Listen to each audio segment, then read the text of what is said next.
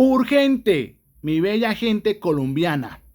Con más de 1 millón de firmas, colombianos respaldan la demanda de nulidad contra la elección de Abelardo Gabriel de la Espriella Otero, presidente ilegítimo. Ante el Consejo de Estado, el pueblo se cansó de que se traten de burlar de él. Con 800.000 firmas de apoyo o coadyuvancias, fue radicada la solicitud de demanda de nulidad de la elección de Abelardo de la Espriella como presidente. En Noticias 1 dialogamos con el promotor de esta demanda, Luis Guillermo Pérez, exconsejero del Consejo Nacional Electoral, quien explicó los alcances, los propósitos de esta demanda que busca pues que incluso Abelardo de la Espriella no se posesione el próximo 7 de agosto como presidente. Esto dijo Luis Guillermo Pérez en entrevista con este noticiero. Tenemos 30 días a partir del momento en que el Consejo Nacional Electoral ha expedido la resolución por la cual declara a Abelardo de la Espriella como presidente de la República y le entrega la credencial para presentar la demanda de nulidad de esa resolución. Esa demanda la he presentado este día martes con 2 cargos, anunciando que presentaría otros en los que estoy trabajando.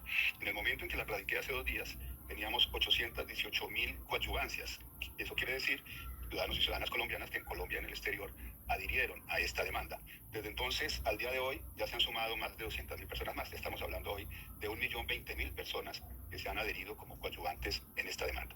Y hemos solicitado una medida cautelar para que no se permita el 7 de agosto que Abelardo de la Espriella se posesione como presidente de Colombia, y argumentando los perjuicios irremediables que eso representaría para la nación colombiana, para la soberanía colombiana, para la democracia colombiana y para el pueblo colombiano.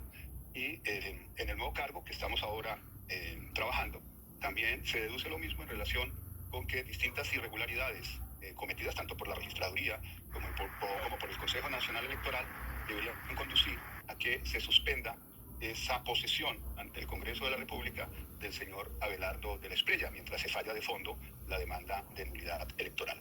¿Sería como una especie de medida cautelar mientras, como usted lo dice, se falla de fondo? Exactamente. Y en ese caso el Consejo de Estado pues puede decidir que ejerza la presidencia de la República el presidente del Congreso, mientras se falla de fondo la demanda. Esos asuntos por los cuales ustedes instauran esta acción de nulidad, para que la gente lo tenga claro, reiterémonos por favor, cuáles son las inconsistencias o cuáles son esos argumentos que ustedes escriben de por qué esta acción de nulidad. Bueno, en primer lugar, la condición de ciudadano estadounidense del señor Abelardo de la Espriella no ha renunciado, hasta donde sabemos, a su ciudadanía estadounidense. Se inscribió como candidato presidencial siendo ciudadano estadounidense, e incluso después de haber sido declarado ganador en primera vuelta ha dicho que él será el primer presidente republicano de Colombia, para hacer referencia a su militancia en el Partido Republicano de los Estados Unidos, que ha ayudado a él ha financiado también la campaña política de María Elvira Salazar a la Cámara de Representantes para el Partido Republicano, votó por Donald Trump, y desde 2023 juró que no tendría ninguna lealtad con su patria de origen, juró que no tendría ninguna lealtad con un tercer Estado, y por lo tanto, como al haber jurado no serle leal al Estado colombiano, puede pretender llegar a ser jefe de Estado, jefe de gobierno, suprema autoridad administrativa, y además comandante en jefe de las fuerzas militares, cuando él representa la unidad nacional, cuando representa la defensa de la soberanía nacional, y es súbdito de una potencia extranjera, y no de cualquier potencia. Estamos hablando de la primera potencia económica y militar del mundo. Y el pueblo soberano necesita a alguien que represente sus intereses y no los intereses del gobierno de los Estados Unidos, del gobierno de Donald Trump. ¿Y los otros dos? El otro tiene que ver con la campaña violenta que desplegó desde julio del año 2025. El 31 de julio yo presenté una denuncia penal ante la fiscal Adriana Camargo para que se investigara por apología del genocidio, cuando empezó a dar declaraciones públicas de que destriparía a la izquierda, que nos extirparía como un cáncer, y ese tipo de declaraciones son un discurso inaceptable en un debate democrático. Tú puedes estar en contradicción con tus adversarios, tú los puedes criticar, pero no llegar al punto de tratarnos como enemigos a millones de personas. Nos ha declarado enemigos públicos, nos ha tratado de bandidos, nos ha tratado de delincuentes, así ha tratado al presidente de la República, así ha tratado a Iván Cepeda, y dentro de ese delirio persecutorio que se proclama como el tigre, y a sus seguidores, a sus millones de seguidores, no les reconoce su condición de ciudadanos, sino les sigue hablando como una manada. Y entonces una manada puede convertirse en fieras salvajes, como los que me han amenazado a mí de muerte en el seno de mi propio hogar, los que han amenazado al concejal de Medellín del Pacto Histórico recientemente. ¿Qué garantías cree usted que puede tener, dado los antecedentes que puede tener, digamos, la rama judicial, y en este caso las altas cortes, representadas en el Consejo de Estado, frente a esta solicitud? Es una demanda muy bien sustentada. Está sustentada no sobre la base de especulaciones, está sustentada sobre la base de evidencias y de pruebas que se solicitan.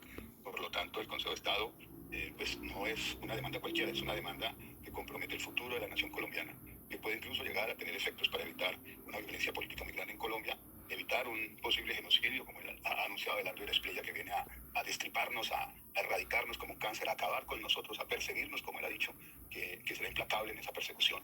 Así que el Consejo de Estado tiene que resolver todas estas posibilidades en torno a los cargos que se demuestran y se están demostrando en la demanda. Ahora lo que esperamos es la debida diligencia, por eso hemos pedido una medida provisional, una medida cautelar, para que se suspenda la posesión de Abelardo de la Espriella el próximo 7 de agosto. Tiene que resolver, en primer lugar, esa medida provisional y valorar si los elementos de juicio que se le están entregando son los propios discursos de Abelardo de la Espriella, sus propios reconocimientos, más las irregularidades que hemos detectado a lo largo de este proceso electoral, si tienen la entidad suficiente, la entidad necesaria para suspender la posesión de Abelardo de la Espriella el 7 de agosto. El máximo líder en este momento pues, de la oposición, el ex candidato Iván Cepeda, ha manifestado que tiene pues, serios reparos frente a la legitimidad que tiene Abelardo de la Espriella. Pero esa legitimidad puede tener también esos alcances jurídicos de que lleguen incluso, como usted lo advierte en la demanda, de esta medida cautelar, de que se pueda suspender en efecto esta posesión de Abelardo de la Espriella. La legitimidad y la legalidad pueden ser coincidentes, pueden ser complementarias o pueden ser distintas. En el sentido de lo que nosotros estamos alegando y de lo que ha presentado ya Iván Cepeda Castro, él no reconoce la legitimidad de Abelardo de la Espriella como presidente electo. Yo tampoco lo reconozco ni lo reconoceré, pese a que legalmente se llegue a declarar que efectivamente se puede posesionar y se posesiona. Porque la legitimidad tiene que ver con la ética, la política, tiene que ver con el respeto de unas reglas básicas de convivencia humana. Cuando uno trata a millones de personas como enemigos, cuando uno trata a millones de personas que militamos en el pacto histórico como delincuentes, como él nos ha tratado, como una banda mafiosa, y cuando dice que a los mafiosos se les mete presos o se les da de baja, pues ha traspasado todos los límites de un discurso político aceptable. Y la jurisprudencia, tanto la nacional como la internacional, ha establecido que el discurso político se fundamenta esencialmente en la libertad de expresión. Y hay una holgura para que los candidatos y candidatas en un debate político puedan decir lo que quieran de sus adversarios. Pero eso tiene un límite, y el límite es la dignidad humana, el límite es la vida humana, el límite es no cometer delitos en el ejercicio de ese discurso, y aquí él los ha cometido.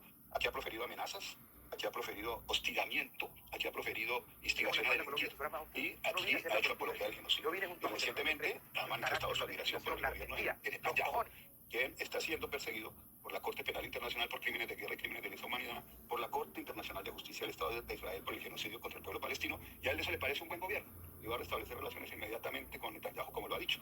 Así que eso tiene unas consecuencias, y cuando él nos dice que nos va a tratar, porque así lo dijo, que nos va a tratar a nosotros como Netanyahu ha tratado a sus enemigos, pues obvio que tenemos nosotros una preocupación, y yo en particular como defensor de derechos humanos, porque he recorrido el mundo, porque he tenido la experiencia de comprender cómo a través de discursos de odio se puede terminar masacrando a sectores importantes de una población, exterminarlos o someterlos a genocidio. Así que, y en Colombia hemos tenido, ya reconocido por las Cortes, el genocidio contra un movimiento político, la Unión Patriótica, que conocemos los antecedentes y por eso nos preocupa este tipo de discurso. La idea es hacer como un llamado previo a que pueda escalarse esta situación dialéctica a algo de hecho, ¿verdad? No, claro, y es que de hecho ya su discurso de odio. Mira, a mí yo voy por la calle y me reconocen los abelardistas, y me insultan, y me escupen, y me tratan como un terrorista.